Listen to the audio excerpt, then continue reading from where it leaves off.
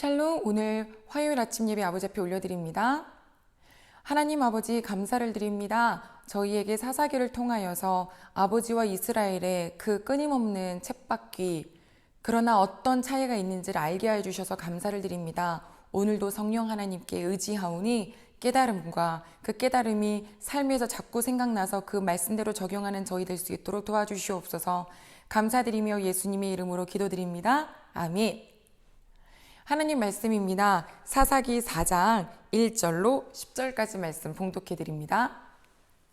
에훗이 죽으니 이스라엘 자손이 또 여호와의 목전에 악을 행하매 여호와께서 하솔에서 통치하는 가나안 왕 야빈의 손에 그들을 파셨으니 그의 군대 장관은 하로셋 학고임에 거주하는 시스라요. 야빈 왕은 철병거 900대가 있어 20년 동안 이스라엘 자손을 심히 학대했으므로 이스라엘 자손이 여호와께 부르짖었더라. 그때에 라피돗의 아내 여선지자 드보라가 이스라엘의 사사가 되었는데 그는 에브라임 산지 라마와 베델 사이 드보라의 종려나무 아래 거주하였고 이스라엘 자손은 그에게 나아가 재판을 받더라. 드보라가 사람을 보내어 아비노함의 아들 바락을 납달리 게데스에서 불러다가 그에게 이르되 이스라엘의 하나님 여호와께서 이같이 명령하지 아니하셨느냐? 너는 납달리 자손과 스불론 자손 10,000명을 거느리고 다볼산으로 가라. 내가 야빈의 군대 장관 시스라와 그의 병거들과 그의 무리를 기송강으로 이끌어내게 이르게 하고 그를 내 손에 넘겨주리라 하셨느니라.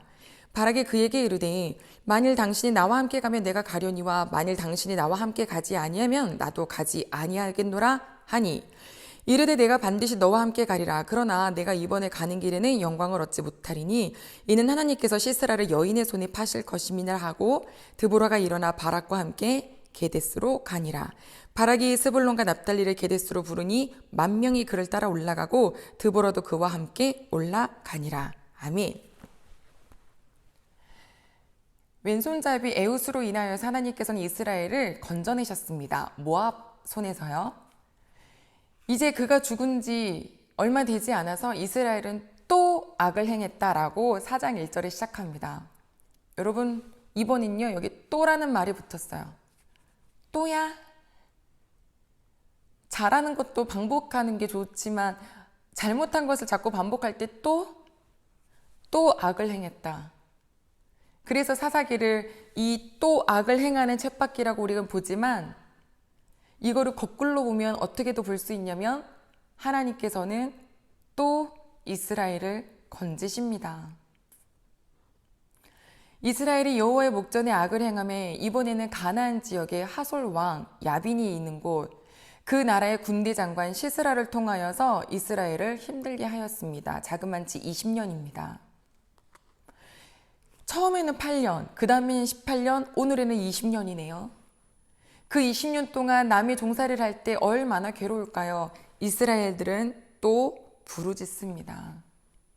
그런데 여호와께서는 또 구원하십니다. 하나님께서 한 사람을 택하시는데 그 사람은 바로 드보라 여선지자입니다. 이미 그는 사사로 부르기 전에, 사사가 되기 전에 이미 사람들의 재판을 해주는 여인이었습니다. 그에게 하나님께서 사람을 보내어서 바락이라는 자에게 가서 그에게 10,000명을 데리고 올라가서 이 가나안 왕 하솔 그들을 쳐라라고 아버지께서 전하라 하셨습니다. 드보라는 그 말씀을 그대로 바락에게 사람을 보내었고 바락이 그 말을 듣고 난 다음에 하는 말, 당신이 나와 함께 가면 내가 가겠습니다. 만약에 당신이 같이 가지 아니하시면 난 안 갑니다 라고 이야기를 하죠. 그런데 이 말은요, 나는 못 가겠어요. 당신이 꼭 같이 가야 돼요. 이래서 이 바락이라는 사람에 대한 평가가 지금까지는 어쩌면 여인의 품에 쏙 속해 있는 사람 아니냐 이런 평가를 많이 받아봤지만 사실 바락의 눈에는 아마 이 드보라가 하나님의 말씀을 전해주는 자이니 하나님의 사자로 생각하고 함께 가기를 원했었다라고 생각합니다. 드보라는 그 제안에 너가 가 이렇게 하지 않아요. 그래, 내가 너와 함께 한다. 그런데 이 전쟁은 너가 아니라 한 여인에게 영광이 돌려질 것이다 라고 하는데요. 이것은 너가 혼자 안 가고 나와 같이 가야 된다 그랬지. 그래서 원래 그 영광은 네 거지만 다른 여인에게 그 영광이 갈 거야. 이런 게 아니에요. 이미 하나님께서는 이 전쟁의 흐름에 한 여인을 두고 계셨다라는 거죠. 바락은 말씀대로 10,000명을 데리고 출발하여서 다볼산이라는 곳에 도착을 합니다. 그 다볼산에 도착했다는 소식을 누군가가 가나안 왕 하솔 그리고 그의 군대 장관 시스라에게 알려줍니다. 웃긴다. 이 나라에는요, 철병거가 900대가 있었다고 했거든요. 넘보지 못할 굉장히 강대국이라는 소리인데요. 그 철병거 다 이끌고 자기가 속해 있는 모든 백성들 다 이끌고 바로 어디에 도착했냐면 기손강에 도착했습니다. 그런데 그거 아시나요? 이것이 우리가 아까 읽었던 그 7절 말씀에 그대로 적혀 있는 거예요. 하나님께서 드보라를 통하여서 바락에게 말씀하실 때 너는 10,000명 데리고 다볼산으로 가라. 그러면 나는 그 너희들의 적군을 기손으로 오게 할 것이다 라고 이미 하나님께서 말씀하셨고요. 그 말씀이 그대로 이루어집니다. 13절에서요. 자, 그러면 이 전쟁을 하나님께서 어떻게 하셨을까? 기손에 모여있는 그 하솔 지역 사람들을 보고서 드보라가 바락에게 이야기합니다. Now, 지금입니다. 가십시오. 하나님께서 당신보다 더 앞서가서 그들을 대적하십니다. 바락은 그 이야기를 듣고 바로 다볼산에서 기손강 쪽으로 내려갑니다. 그런데 그 전쟁이 얼마나 단순하게 끝나는지 15절을 제가 한번 읽어드릴게요. 여호와께서 바락 앞에서 시스라와 그의 모든 병거와 그의 온 군대를 칼날로 혼란에 빠지게 하시며 시스라가 병거에서 내려 걸어서 도망한지라. 여호와께서 바락 앞에서 가셨고요. 시스라와 그의 모든 병거를 혼란에 빠뜨리게 하셨대요. 그래서 그 시스라 군대 장관이 병거에서 내려서 걸어서 도망가게 만드셨다는 거죠. 나머지 모든 군사들은 한 명도 빠짐없이 다 죽임을 당했습니다. 그렇다면 이 걸어서 도망하고 있는 시스라는 과연 어디로 도망을 치고 있을까요? 성경 말씀에 봤더니 그가 걸어서 17절에 보니까 헤벨이라는 사람의 그 장막에 도착했는데 마침 그 헤벨은 집에 없었고 안에 야일이 있었습니다. 헤벨이 어디서 나온 사람이냐고요? 11절에 나오는데 원래 개인 족속인데 그 사람들에게서 떠나서 이 헤벨이 따로 이렇게 장막을 치고 살았대요. 이 사람들은 하솔, 그러니까 지금 이 시스라 편이랑 같이 평화 동맹을 맺었던 사람이에요. 그러니까 우리 편의 장막이 보이니까 거기로 도망을 갔겠죠. 그의 아내가 맞이합니다. 어서 오십시오. 들어오십시오. 걸어와서 너무 힘들었던 이 왕이 내게 물 좀 주십시오라고 하니까 우유를 막 주고요. 주무십시오. 주무십시오 이야기를 해요. 이 시스라가 혹여 누군가가 와서 밖에서 이 사람 어떤 사람 없냐라고 하면 없다고 해라 라고 이야기를 하는데 알겠다고 잘하고 하는 순간 정말 이 남자는 잠들었고 이 여인이 21절에 보니까 말뚝을 가지고 오고 방망이를 가지고 와서 그 잠자고 있는 사람 옆에 가만히 간 다음에 말뚝을 박아 한 번에 관자놀이를 뚫어서 기절하여 죽었습니다.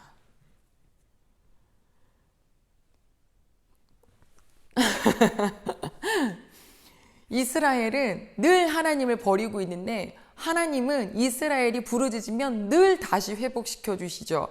그런데 그 회복시켜 주시는 과정도 참 창의적이고 너무너무 다양합니다. 오늘은 드보라와 바락과 전혀 상관없는 한 여인이 원래 자기와 평화를 맺었던 이 시스라를 말뚝을 박아서 죽이는 장면으로 이 전쟁의 마무리를 보여줍니다. 하나님께서 이미 예견하셨던 말씀이죠. 이 전쟁의 영광은 한 여인이 가져간다. 가족 여러분, 이 싸움에 비밀이 있었습니다. 그 강가에서 어떻게 하나님께서 혼란스럽게 하셨냐고요? 내일 한번 같이 볼 텐데요. 한 가지 우리가 오늘 말씀을 정리하면서 누릴 수 있는 건 이스라엘이 7번 넘어져도 하나님은 7번 일으켜 세워주십니다. 이스라엘이 10번 넘어져도 하나님은 이스라엘을 다시 11번 일으켜 세워주시는 분이십니다. 사람들은 가장 좀 천히 여겼던 장애를 가졌던 그 에웃을 쓰기도 하시고 또 그 당시에 계수하지도 않았던 여인을 들여서 쓰시기도 하시고 그 여인과 함께 이 바락 또 함께 쓰시고 또 이들과 전혀 상관없는 또 다른 지역의 한 여인을 통하여서 그 수장을 죽이게 하며 마무리하시는 하나님의 역사를 보면 참 우리는 상상도 못할 일들을 하나님께서는 하나하나 해가십니다. 그 과정을 내일 조금 더 중심을 우리 5장을 생각하면서 보려고 하는데요. 혹시 오늘 우리 식구 중에 넘어진 식구 있으십니까? 주일을 보내고 내가 잘 살아보겠다고 했지만 또 주저앉은 분 계십니까? 7번 넘어져도 하나님 바라보면 다시 한번 세워주시는 분이십니다. 10번 넘어지셨습니까? 11번째 일어나시기를 소망합니다. 물론 이런 악을 행하는 쳇바퀴 너무 안타깝지만 그래도 손 내밀어 주시는 하나님을 생각하면 오늘 우리 또 다시 살 수 있습니다. 힘을 내십시오. 기도하겠습니다. 하나님 아버지 감사를 드립니다.